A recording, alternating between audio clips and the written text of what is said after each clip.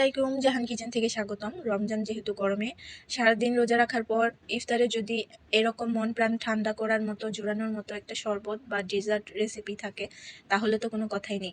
আর এই ডেজার্ট রেসিপিটা হচ্ছে খুবই এনার্জেটিক, শরীরে তাৎক্ষণিক শক্তি তৈরি করবে। যেমন হেলদি তেমন মজাদার সুস্বাদু এই রেসিপিটা খুব ইজিভাবে আপনারা তৈরি করে নিতে পারবেন।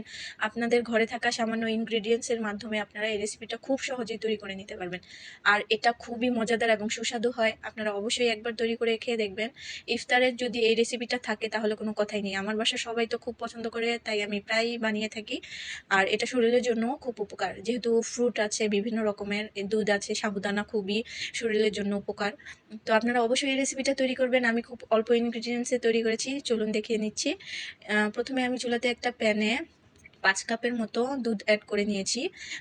দুধটা আপনারা অবশ্যই যদি একটু ঘন করতে চান আগে থেকে জাল করে নেবেন। আমার সময় ছিল না, তাই আমি ডাইরেক্টলি বসিয়ে দিয়েছি। এখানে আমি আধা কাপ চিনি নিয়েছি, 1-2 কাপ যেটাকে বলে। আর এটা খুবই সামান্য মিষ্টি হবে। এখানে আমি 1 কাপের মতো গুঁড়া দুধ নিয়েছি। এই মিষ্টিটা আমার জন্য পারফেক্ট। আর এটাও মাথায় রাখতে হবে, যেহেতু আমরা ফ্রুট অ্যাড করব, ফ্রুটসও মিষ্টি হয়, তো সেই ক্ষেত্রে খেয়াল রাখবেন মিষ্টিটা। এই পর্যায়ে আমি সামান্য লবণ অ্যাড করে দিয়েছি, আপনারা চাইলে স্কিপ করতে পারেন, সমস্যা নেই। দুধটা আমি খানিকটা সময় জাল করে নিয়েছি, দেখুন অনেকটাই কমে গেছে। তো আর সময় নেই বলে আমি আর জাল করব না এখন। আপনারা চাইলে অবশ্যই একটু সময় নিয়ে জাল করে নেবেন। আর রেসিপিটা একটু ঠান্ডা ঠান্ডা খেতে ভালো লাগে, তাই অবশ্যই একটু বানিয়ে ফ্রিজে রাখার চেষ্টা করবেন।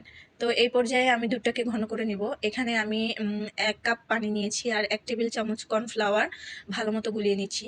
আপনারা চাইলে কর্নফ্লাওয়ারটা স্কিপ করে আপনারা চাইলে কাস্টার্ড পাউডার ইউজ করতে পারেন, সমস্যা নেই। সেটা দুধের ঘনত্বটা বুঝে, কতটুকু দুধ নিয়েছেন সেটা বুঝে আপনাদের অ্যাড করতে হবে।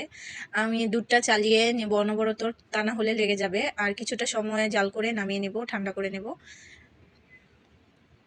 তো আমার এই দুধটা হয়ে গেছে। চুলাতে আমি আগেই পানি ফুটিয়ে নিয়েছি, দেখুন বুটবুট উঠছে। এই পর্যায়ে 1 কাপ সাবুদানা অ্যাড করে দিচ্ছি। তো সাবুদানা দেওয়ার পরে অনবরত নেড়ে নিতে হবে, তা না হলে দলা পাকিয়ে যাবে। তো আর সাবুদানাটা অনেকটা সময় 10 থেকে 15 মিনিট ফুটিয়ে নিয়েছি, দেখুন। এই পর্যায়ে পানিটা দেখুন কেমন ঘোলাটে হয়ে গেছে। আর সাবুদানাটা পানি কালার, স্বচ্ছ কালার হয়ে যাবে। ফুটটা এই পর্যায়ে বুঝতে হবে যে সাবুদানাটা হয়ে গেছে। তো এখন এখান থেকে আমি নামিয়ে পানিটা ঝরিয়ে নেব আর ঠান্ডা পানি দিয়ে ভালো করে ধুয়ে নেব, যে পর্যন্ত আঠালো ভাবটা না যায় সেই পর্যন্ত। সেটা আর দেখাচ্ছি না, ভিডিওটা লম্বা হয়ে যাবে, তাই আমি চলে যাচ্ছি মূল প্রসেসে। তো দুধটা এই পর্যায়ে ঠান্ডা হয়ে গেছে। আমি যে বাটিটা নেব রেডি করব ডেকোরেশন, সেটা নিয়ে নিচ্ছি। এটা হচ্ছে আমার বড়দের কাছ থেকে পাওয়া বাটি। এটা আমার মা তার শাশুড়ি থেকে পেয়েছে, তো মা আমাকে দিয়েছে। তো এটা আমার একটা লাকি বাটি, তো এটাই নিয়েছি। এটাতে আমি দুধটা ঢেলে নিলাম। এই পর্যায়ে যে সাবুদানাটা ধুয়ে নিয়ে এসেছি, দেখুন কি সুন্দর সাদা পানির মতো স্বচ্ছ হয়ে গেছে। এটা অ্যাড করে দিলাম। এই পর্যায়ে কিন্তু সাবুদানার সাথে দুধের মিশ্রণটা দেখে খুবই ইয়ামি ইয়ামি মনে হচ্ছে। এটা এখনই খাওয়ার উপযুক্ত হয়ে গেছে। এটা খেতেও খুব অসাধারণ সুস্বাদু লাগবে। এতে আপনারা চাইলে সামান্য কিছু ড্রাই ফ্রুট ইউজ করতে পারেন, এতে আরও খাবারের স্বাদটা আরও দ্বিগুণ হয়ে যাবে। আমি ড্রাই ফ্রুটটাই ইউজ করছি না আজ, অন্য সময় করেছি, আজকে করছি না, আজকে ড্রাই ফ্রুট ছাড়া করে নিচ্ছি। তো সাবুদানাটা দেওয়ার পর আমি একটু নেড়ে চেড়ে মিশিয়ে নিচ্ছি দুধের সাথে। আর খুব সুন্দর একটা স্মেল আসছিল সাবুদানা দুধের মিশ্রণে। তো এই পর্যায়ে আমি 1 কাপ আপেল কেটে নিয়েছি, ছোট ছোট কিউব আকারে কেটে নিয়েছি। আপনারা আপনাদের পছন্দসই ফ্রুট নিয়ে নেবেন। 1 কাপ আঙ্গুর কেটে নিয়েছি, তো 1/2 কাপ আনার নিয়ে নিয়েছি, আনারের দানা ছাড়িয়ে নিয়েছি। তো আমি আবারও বলে দিচ্ছি, আপনারা আপনাদের পছন্দসই ফ্রুট অ্যাড করবেন, সমস্যা নেই। আমার হাতের কাছে যা ছিল সেটাই অ্যাড করছি। তো এখন আমি 2টা কলা নিয়েছি, সেটাকে এইভাবে রাউন্ড শেপে কেটে নিচ্ছি। তো এই ডিজার্টটাতে কলাটা আমার খুবই ভালো লাগে, তো আমি অবশ্যই এটা ইউজ করে থাকি সবসময়, আপনারা দিতে চেষ্টা করবেন।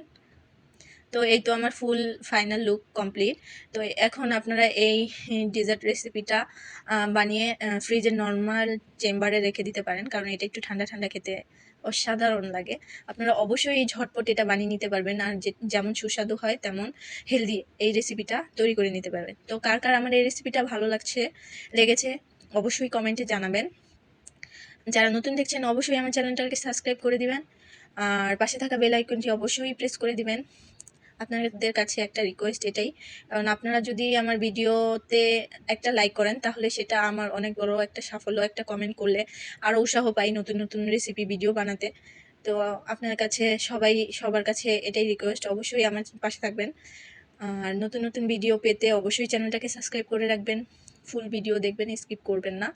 তো আজকের মতো এই পর্যায়ে কি বলবো, সবার কাছে রমজান মাস যেহেতু, সবাই বেশি বেশি করে আল্লাহর কাছে দোয়া করবেন সবার জন্য, সবাই যাতে সুস্থ থাকে, ভালো থাকে।